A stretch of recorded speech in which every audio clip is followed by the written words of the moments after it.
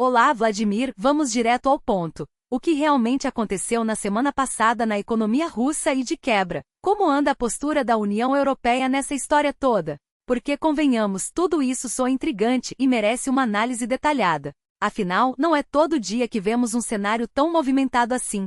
Começando pelo básico, a semana anterior foi um verdadeiro pesadelo para o Kremlin. Déficit recorde no orçamento, inflação nas alturas, tarifas explodindo e uma sequência de más notícias que pareciam não ter fim. Essa semana, por outro lado, até que foi mais tranquila. Mas não se engane, o horizonte ainda está carregado de nuvens cinzentas. Ainda assim, houve alguns sinais positivos, como a expectativa otimista de que o Banco Central da Rússia possa reduzir a taxa de juros. Até o Serban já soltou previsões ousadas, falando em uma possível queda para 17% já na reunião do dia 25. Vamos ver se isso se confirma, mas o clima é de cauteloso otimismo.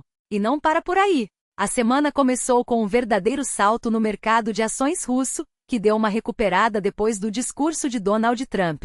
Todos esperavam um anúncio bombástico, algo como 1.400 novas sanções, mas o que ouvimos foi bem diferente. Se houver medidas duras, elas só virão daqui a 50 dias. E tem mais, o projeto de lei de sanções secundárias que ameaçava compradores de petróleo russo acabou sendo congelado. Trump deixou claro que ele mesmo vai decidir o que fazer, sem precisar do Congresso. Os senadores, claro, ficaram frustrados, mas a verdade é que esse projeto nunca teve muita força. Afinal, Trump já tem poder para impor sanções por conta própria. Mas aqui está o ponto interessante. Mesmo que o projeto não tenha avançado, ele serviu para mostrar que há uma pressão real sobre a Rússia. Não é mais só um senador falando, é o próprio presidente dos Estados Unidos sinalizando que pode agir. E isso muda o jogo. Agora, a pergunta que não quer calar é: o que isso significa na prática? Será que os Estados Unidos vão mesmo entrar em uma guerra comercial com a China e a Índia só para bloquear o petróleo russo?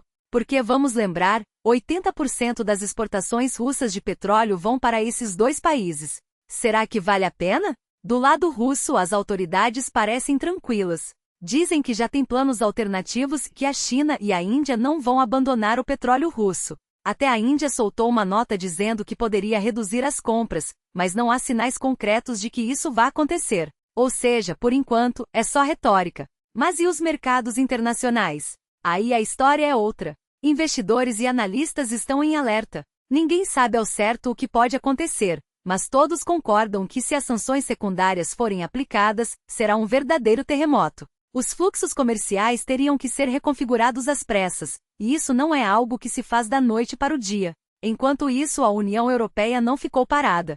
O 18º pacote de sanções foi aprovado, e mais uma vez a Hungria tentou bloquear, mas não teve força suficiente. A verdade é que esses países dependem demais da Europa para arriscar um confronto direto. O pacote em si é robusto, com medidas que vão desde a redução do teto de preço do petróleo russo de 60 para 45 dólares até restrições mais duras em outros setores. Claro, sempre há dúvidas sobre como essas sanções serão fiscalizadas, mas o importante é que cada pacote é mais um tijolo na construção de uma pressão contínua. No fim das contas, o que fica claro é que a situação está longe de se estabilizar. A Rússia ainda enfrenta desafios enormes e as sanções, mesmo que não tenham um efeito imediato, vão minando a economia aos poucos. Enquanto isso, os Estados Unidos e a Europa seguem apertando o cerco, e a grande incógnita é como a China e a Índia vão reagir. O relógio está correndo, e em 50 dias teremos uma resposta. Até lá, só nos resta acompanhar e ver como essa história vai se desenrolar.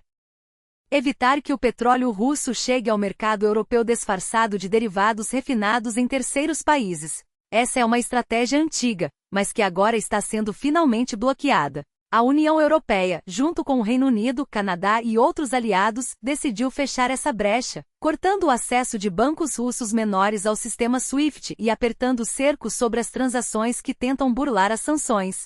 O problema é que, sem a participação direta dos Estados Unidos, a eficácia dessas medidas ainda é uma incógnita. A Europa está determinada a aumentar sua capacidade de monitoramento e fiscalização, mas será que conseguirá fechar todas as rotas de fuga?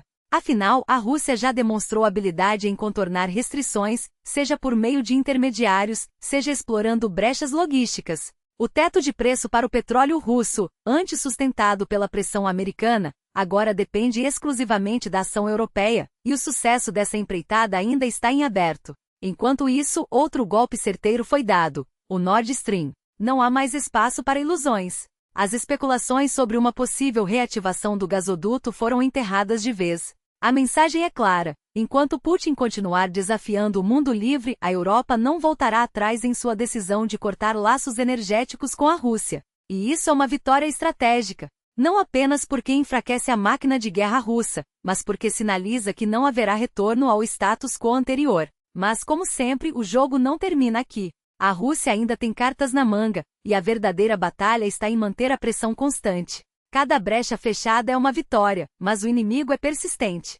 Por isso, é fundamental que as sanções não sejam apenas aplicadas, mas constantemente atualizadas e reforçadas. Não basta agir uma vez, é preciso agir sempre, antecipando-se às manobras russas. E falando em pressão, os números não mentem. O impacto acumulado das sanções ao longo dos últimos 3 anos já é visível, mesmo que não seja imediato.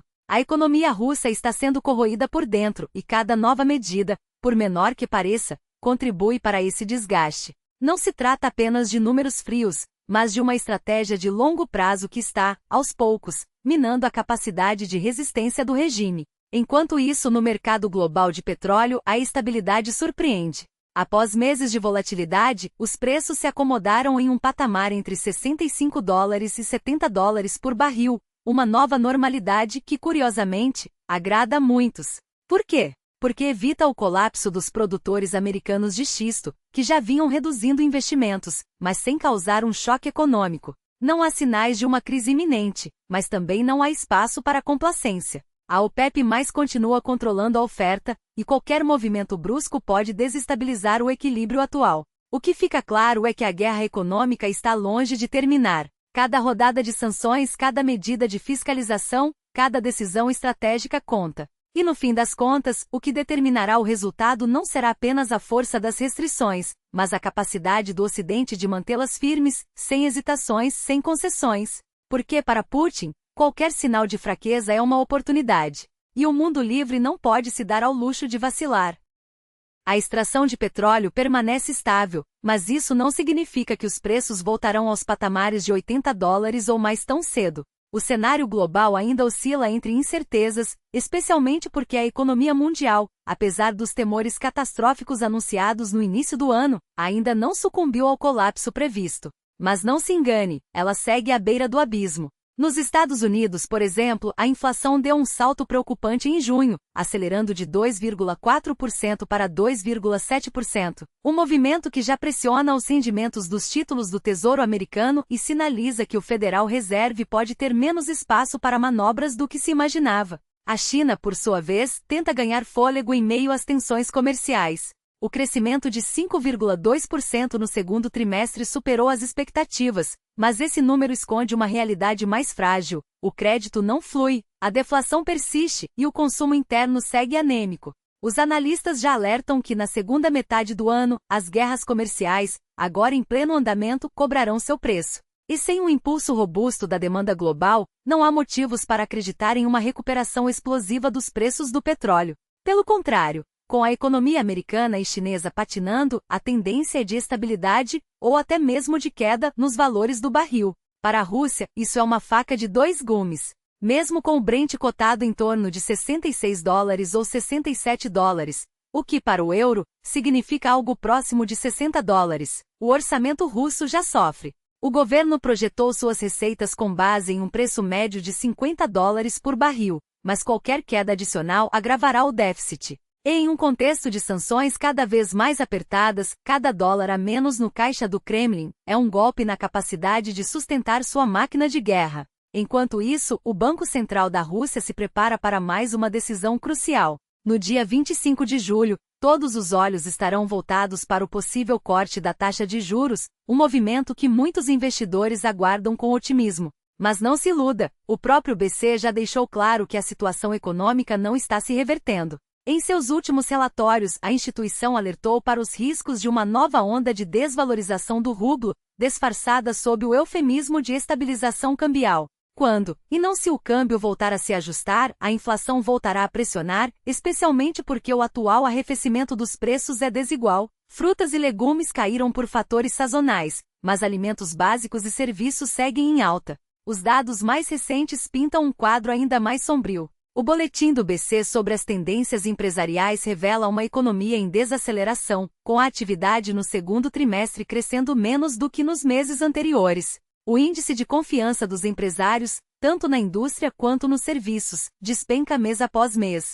E o que o governo chama de dinâmica concentrada em segmentos orientados à demanda estatal, não passa de um eufemismo para a economia de guerra, investimentos parados, empresas encolhendo e um mercado de trabalho em colapso. Os números não mentem. O monitoramento de julho, realizado com mais de 12 mil empresas, mostra uma queda brutal nos indicadores. Produção, demanda, investimentos, tudo em queda livre. Junho foi pior que maio e julho pior que junho.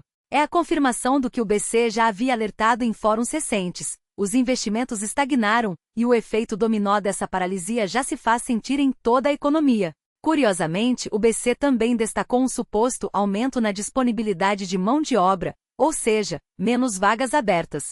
Mas onde estão as evidências de que as empresas estão mais eficientes ou que encontraram trabalhadores qualificados? Em nenhum lugar. A explicação mais lógica é simples: com a atividade econômica em retração, as empresas estão cortando postos e deixando de contratar. Não é produtividade, é desespero. E é nesse cenário que o Kremlin tenta vender a narrativa de uma economia resiliente. Mas os fatos são implacáveis. A guerra econômica está longe de terminar, e cada decisão, ou hesitação, do Ocidente terá consequências. Para a Rússia, a única saída é resistir à pressão.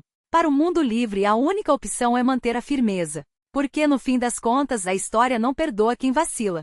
E é justamente essa expectativa de queda nas taxas que merece um olhar mais atento. Afinal, quando analistas preveem um corte agressivo para 17%, ou até mesmo uma redução mais modesta de 1 ou 2 pontos, o que realmente está em jogo é a manutenção de uma realidade já conhecida, juros na casa dos 18% ou 19%.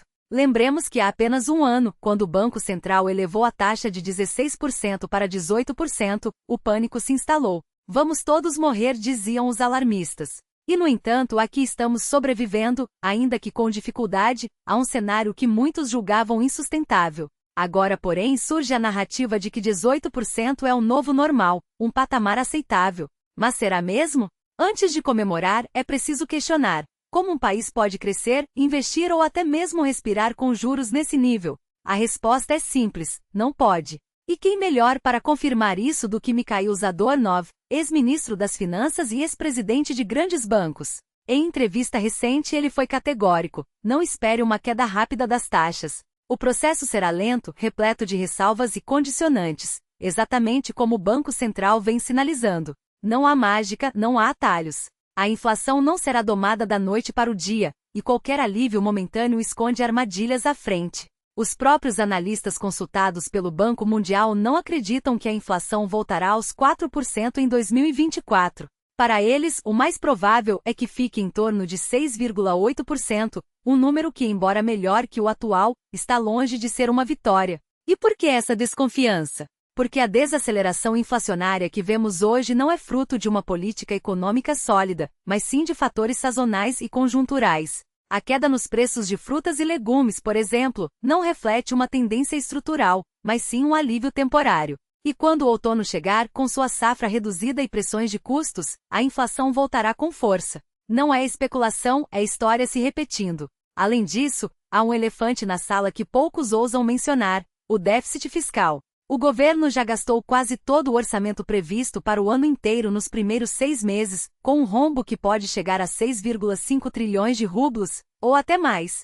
E não se engane, isso não é um adiantamento que será compensado depois. As receitas não estão acompanhando o ritmo dos gastos, que cresceram 20% em relação ao ano passado. Enquanto isso, o governo continua injetando dinheiro na economia, alimentando a inflação em vez de contê-la. É um ciclo vicioso e a conta sempre chega. Mas há outro ponto crítico: o que acontecerá com os depósitos bancários se as taxas caírem? O Banco Central, em sua estratégia para conter a inflação, apostou em atrair a poupança da população para os bancos, oferecendo juros altos. A lógica era simples: se as pessoas deixassem seu dinheiro parado nos depósitos, não o gastariam em consumo, evitando assim uma pressão adicional sobre os preços.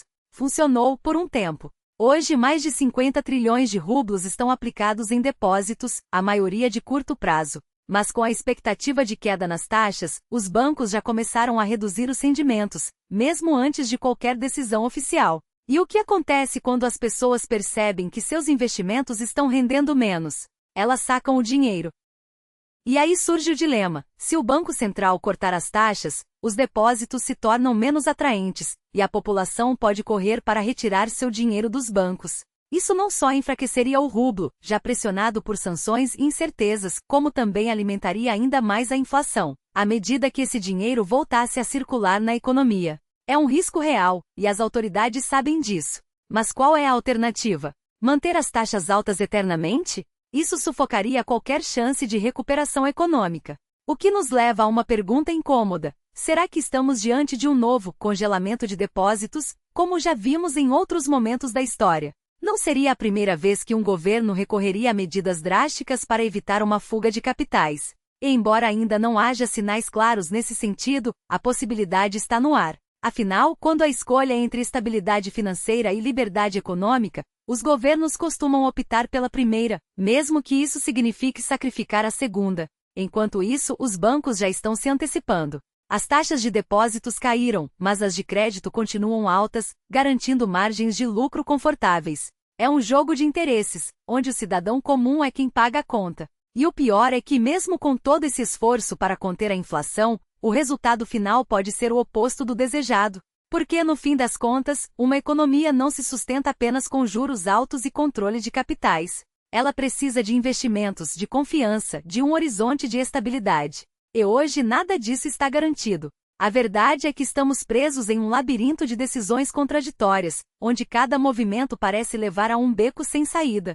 O Banco Central quer conter a inflação, mas não pode sufocar a economia. O governo precisa gastar para manter a máquina funcionando, mas não pode ignorar o déficit. E a população, cansada de ver seu poder de compra encolher, busca alternativas, mesmo que isso signifique tirar o dinheiro dos bancos e correr riscos. É uma equação impossível de resolver com medidas paliativas. O que nos resta então é a clareza de que não há soluções fáceis. A Rússia enfrenta desafios estruturais que não serão superados com ajustes técnicos ou discursos otimistas. E enquanto o mundo observa, cada decisão, ou hesitação, terá consequências duradouras. Porque, no fim das contas, a economia não perdoa quem fecha os olhos para a realidade.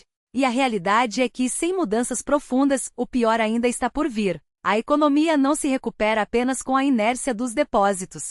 Se o objetivo é estimular o crescimento ou mesmo evitar o colapso, por que manter todo o capital parado em contas bancárias? A resposta é simples: porque os bancos, na prática, não têm liquidez para devolver esses recursos. Eles já emprestaram, e muito em créditos de alto risco, projetos duvidosos e setores que mal respiram. O que parece uma estratégia conservadora é, na verdade, uma bomba relógio. E não se trata de alarmismo, é a lógica cruel dos mercados quando a confiança se esvai. A questão não é se os saques em massa acontecerão, mas quando e com que velocidade.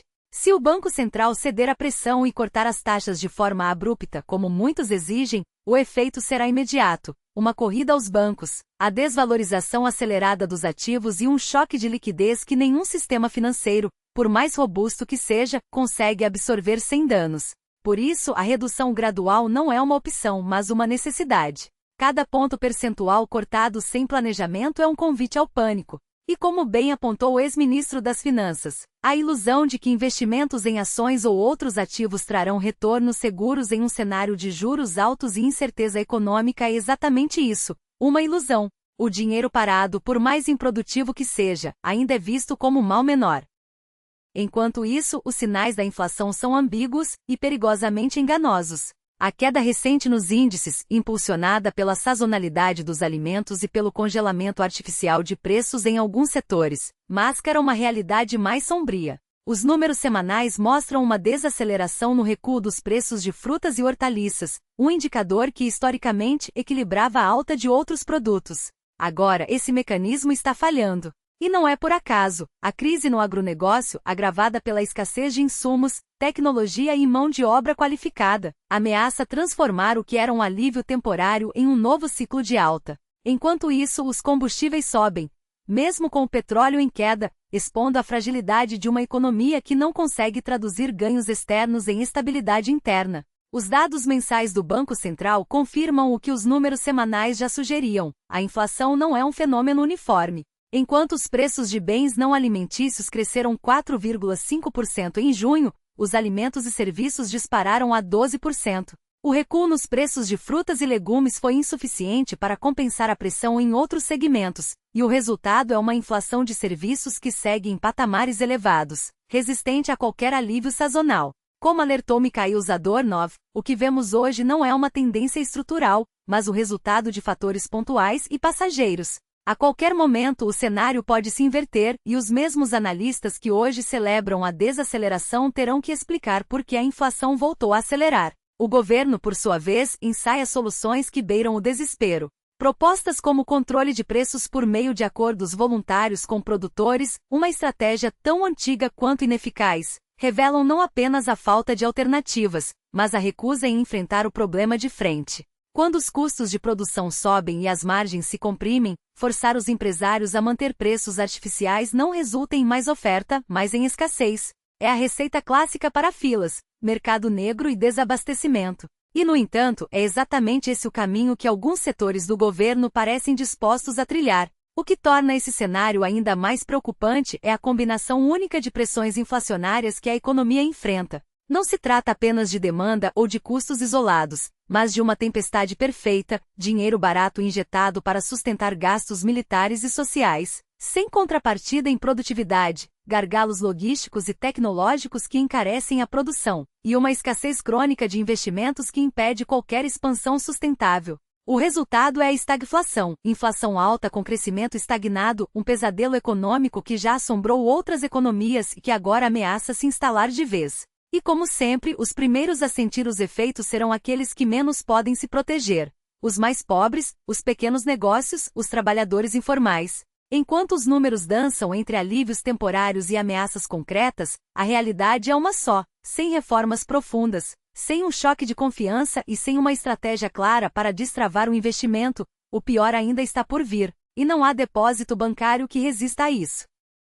E o que realmente importa é o retrato cru dos fatos. A economia não está apenas patinando, ela está sendo arrastada por uma correnteza de problemas que se acumulam sem solução à vista. O tal painel de indicadores que alguns insistem em exibir como sinal de alívio não passa de uma ilusão de controle. Sim, há 1 ou 2 pontos verdes em meio a um mar de vermelho, como o fato de ainda não termos mergulhado em uma recessão técnica. Mas isso é como comemorar que o navio não afundou ainda, enquanto a água já invade os conveses inferiores. Os dados não mentem. O déficit fiscal, que deveria ser contido até dezembro, já estourou em julho. 4 trilhões de reais em meio ano, um rombo que não se sustenta nem nos piores cenários desenhados antes. E o que fazem? Imprimem dinheiro, injetam liquidez via operações de repo, alimentam um ciclo vicioso onde os bancos sugam bilhões do Banco Central para rolar dívidas a juros estratosféricos. A taxa de 14% não é um número qualquer, é uma âncora que afunda qualquer tentativa de recuperação. Cada real gasto em juros é um real a menos para investimentos, para salários, para o que realmente move a economia. Enquanto isso, as crises setoriais se multiplicam como metástases. O agronegócio, nosso orgulho nacional, amarga uma queda de 56% na produção de trigo, um desastre anunciado, mas ignorado até que os números gritassem. Sementes ruins, áreas reduzidas, clima adverso, uma combinação letal que agora ameaça a segurança alimentar. E não é só o trigo. A colheita de grãos como um todo caminha para o pior resultado em anos, enquanto o governo assiste de braços cruzados, sem plano, sem recursos, sem saída. A indústria do carvão, por sua vez, já não sabe o que fazer. 50 empresas à beira do colapso, um setor inteiro dependendo de subsídios que o Estado não tem como bancar. Prometem flexibilizar impostos, mas o que os mineradores precisam são de bilhões em dinheiro vivo, e isso simplesmente não existe. A siderurgia, então, é um caso à parte. O Magnitogorsk Iron and Steel Works, símbolo da indústria pesada russa, registrou queda de 18% na produção de aço no primeiro semestre, o pior desempenho desde 2009. E o que dizem as autoridades? Nada. Ou melhor, dizem que está tudo bem, enquanto os números mostram o contrário. A visita do presidente à fábrica foi um teatro de otimismo forçado, mas até os trabalhadores, em meio aos discursos ensaiados, não resistiram. Perguntaram sobre a inflação nos carros, sobre os preços que disparam.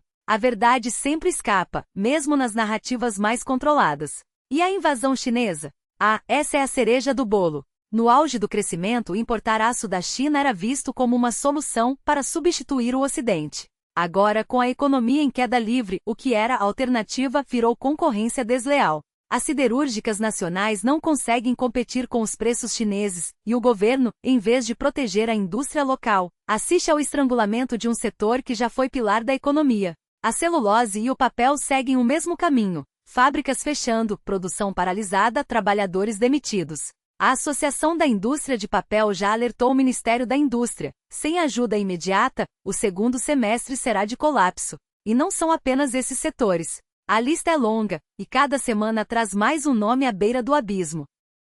Mas o verdadeiro pesadelo ainda está por vir, o sistema bancário. Os sinais já estão aí piscando em vermelho. O Banco Central tenta conter o pânico, mas os dados são implacáveis. 3 grandes bancos russos já foram citados em relatórios internacionais como candidatos a uma crise de liquidez, e não é especulação, é matemática.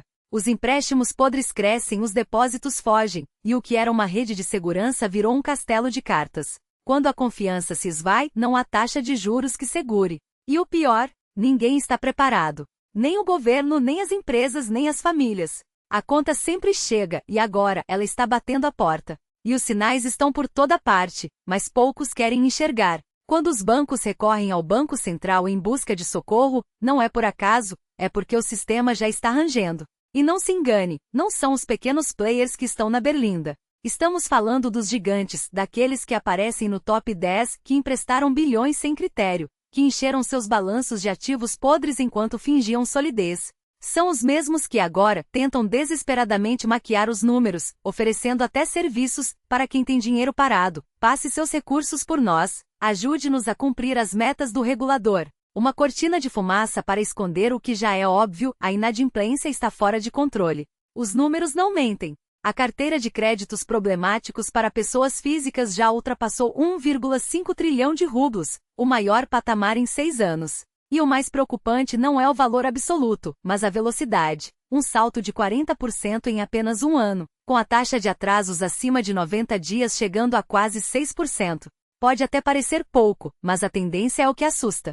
Quando a economia desacelera e o desemprego sobe, esses 6% viram 8%, depois 10%, e de repente o sistema inteiro começa a sufocar. É como um paciente com febre alta, o termômetro ainda não explodiu, mas o corpo já está em colapso. E não adianta tentar dourar a pílula. A tal vitória sobre a inflação, que alguns veículos ocidentais comemoram, é pura ilusão. Uma semana de inflação zero não apaga meses de pressão inflacionária, nem resolve os desequilíbrios estruturais da economia russa. O Bloomberg pode até celebrar, mas quem conhece a realidade sabe, isso é como comemorar uma trégua em meio a uma guerra perdida. A inflação pode até dar uma pausa, mas os fundamentos desabastecimento, gargalos logísticos, fuga de capitais continuam lá, prontos para voltar com força total. E quando isso acontecer, não haverá mágica monetária que salve o rublo. Aliás, o rublo. Esse é o termômetro mais honesto do que está por vir. O superávit comercial que sustentava a moeda está encolhendo a olhos vistos.